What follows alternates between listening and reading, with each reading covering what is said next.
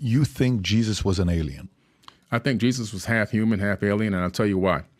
When you look at the Apocrypha text, you discover, first of all, in the regular Bible, you discover he's born of a virgin birth, right?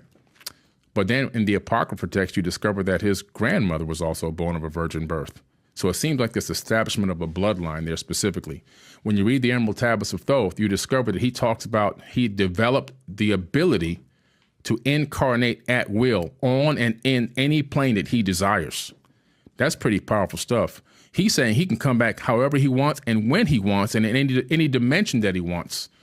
He even talks about having rejuvenation chambers, which is what I believe the Serapeum is located in Saqqara in Egypt, is one of his rejuvenation chambers, where they would actually create bodies and put bodies in these gigantic megaton stone boxes made of granite and diorite, which are still radioactive, by the way. You can take your Geiger counter, they're still radioactive. They have an energy source coming out of them.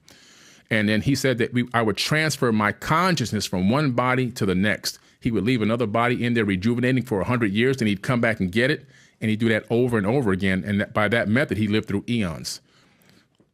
Pretty interesting. So I think maybe they decided to come back through a womb. Got it. What's your level of certainty on that?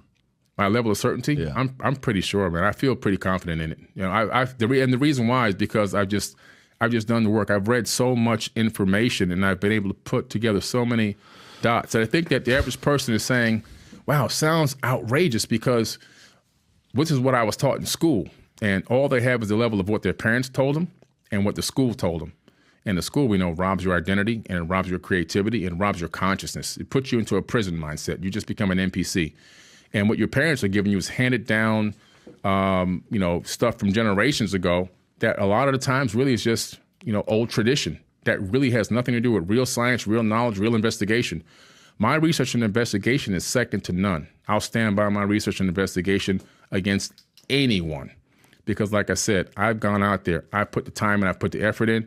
Am I 100% correct on everything? Probably not, because nobody is. We're human beings.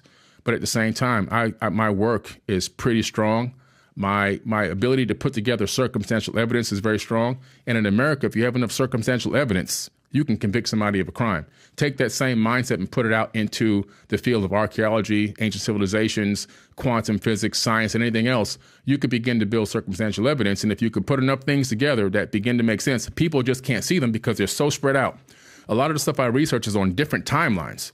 So you might take something from 6000 BC and find something in 1100 AD that connect together. But because people only specialize in 6000 BC, they never get to 1100 AD. That's another specialist. So I'm a person that collects all the data.